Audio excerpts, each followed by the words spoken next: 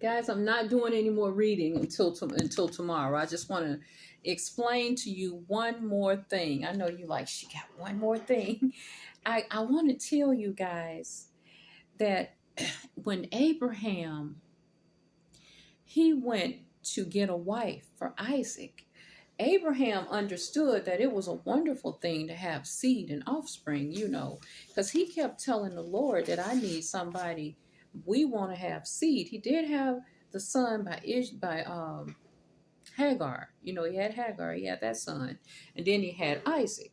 So he said, I must have a wife for my son. So he gave the servant everything he had to go get that wife. He said, I want my son to experience this joy because Sarah had died. And so when Isaac got his wife, he took this wife right in there where his mother would be, where she would be at all the time, because women would stay inside the tent. They didn't go out and do that too much except make sure everything was clean and, food was cooked and things like that.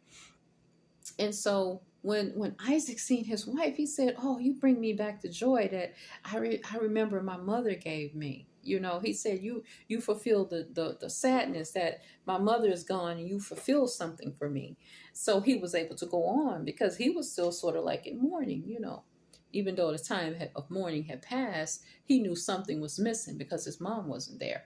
So when he got his wife, he got his wife, Rebecca, he said, you bring some happiness back into my heart, and they started having their children. Well, do you know, like I told you, a man can have kids until his ripe old age. After Sarah died, after your husband died, you can take another husband or wife, after they die.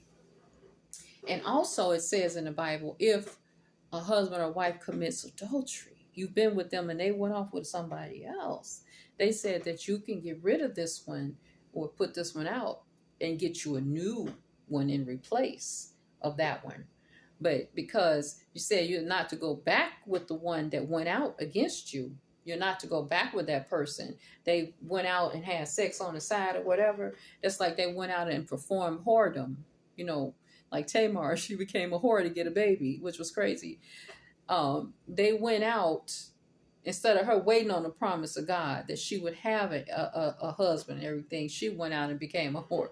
So, if you got a husband and a wife, it's in here somewhere in the Bible. You can divorce if this person commits adultery against you. This person goes out and commits adultery on the outside of the marriage. You know how some truck drivers, they're over the road and they got their wife at home that they sending the money to take care of the house. But she said, oh, I miss my husband. She go out and cheat on him.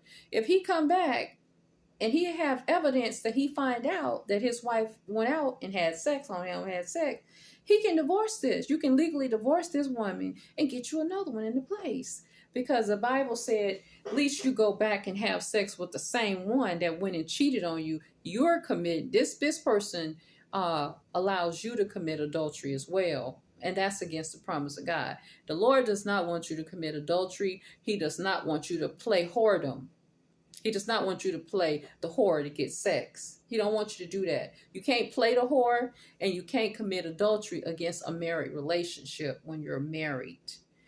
So, and the Lord said, whoever come into you, that's your husband. If you said you want this man or this woman, that's your husband. You're to stay there. You're not to say, okay, this man came in, so he came in here. Now, oh, I'm tired of him. I'm going to get another flavor. This is what people are doing today. And that's why it's so obscene. It's an obscenity against the Lord.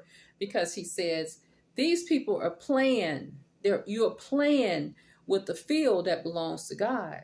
He invented fertilization. He invented the seed in the soil. And he don't want it contaminated. I don't want you to play with my soil. And I don't want you to mess with my seed. And you are me. You are my temple of Jesus Christ. He said, I don't want the woman's soil touched by a whole lot of people. And I don't want the man doing what he doing. You know what I'm saying?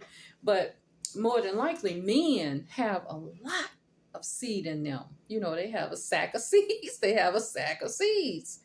So, but they are to be committed to one woman. Love is what the Lord is all about. He is not about nothingness. He's never been about nothingness. You can't play the whore. You can't commit adultery. You have to keep the one wife unless the person is. But what happened with these people back here? They would have others, and they would know about it. Like they would have the mistress would live with the wife and the husband because they had no secrets. They call them concubines.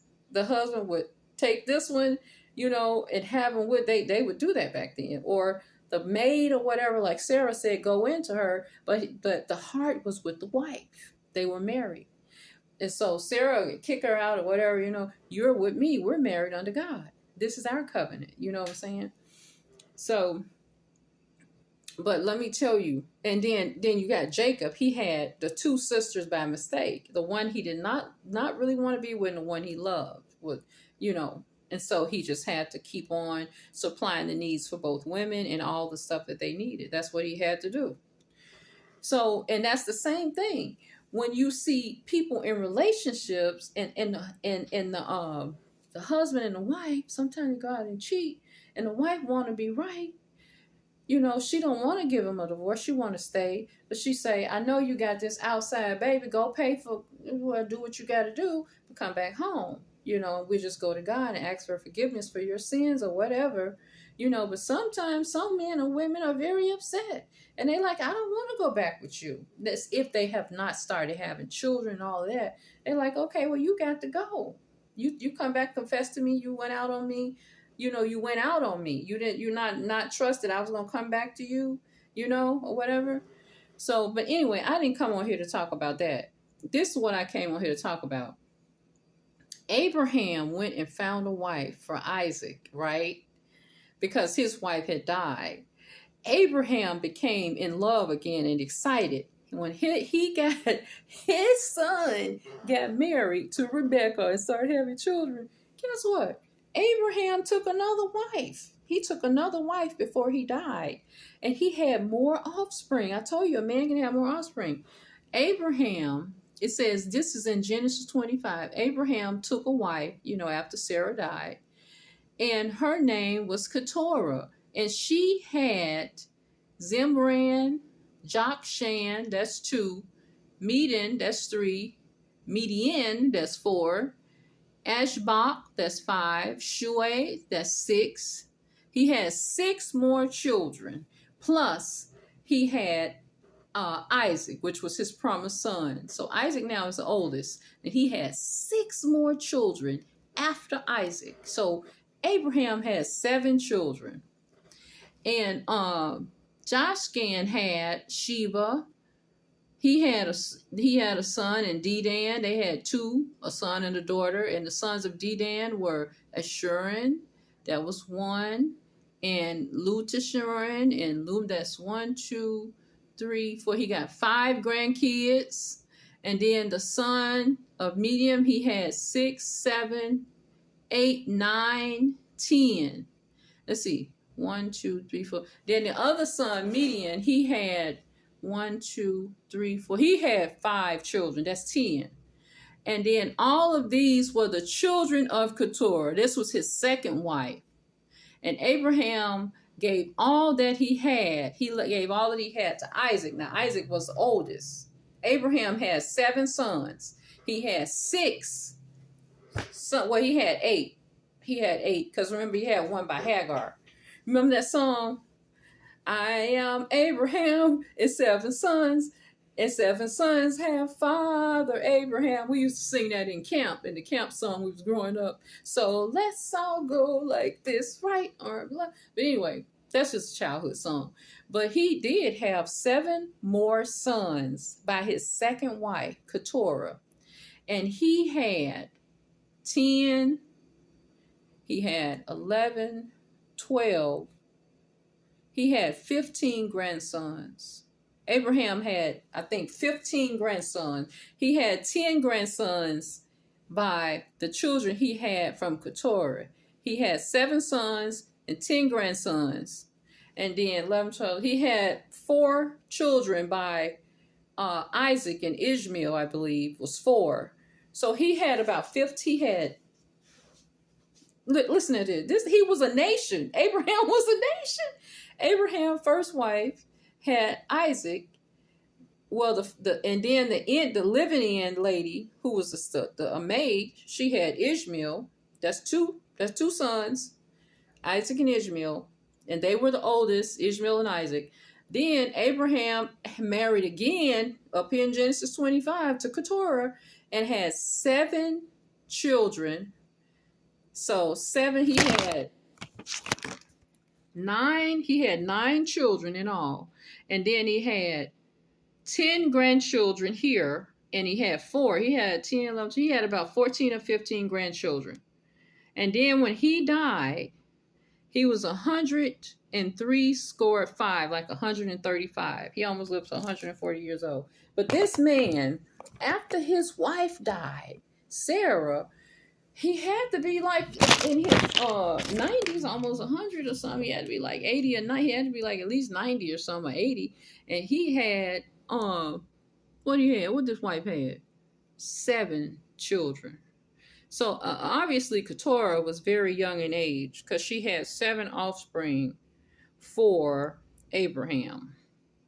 She had 7 children, and the 7 children had 10. Between the 7 of them, he had 10 grandchildren, and then he had already had grandchildren from Isaac and Ishmael.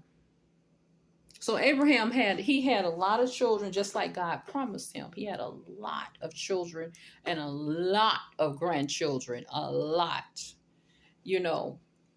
So because the second wife had a lot of kids. So I guess he felt like his quivers was not full. He didn't get enough from the first concubine and the first wife, so he needed more children. So he got married again. He wanted to feel love again. In his old age, he had more children than he did in his first beginning years. But the 2 in the beginning, Ishmael and Isaac. Isaac was the promised son, and then Ishmael, and they were brothers. They were the 2 oldest of all of these other children from the second wife. So I just wanted to explain to you that God did give him a lot of seed, a lot of grandchildren. All right, I'll talk to you later. Bye.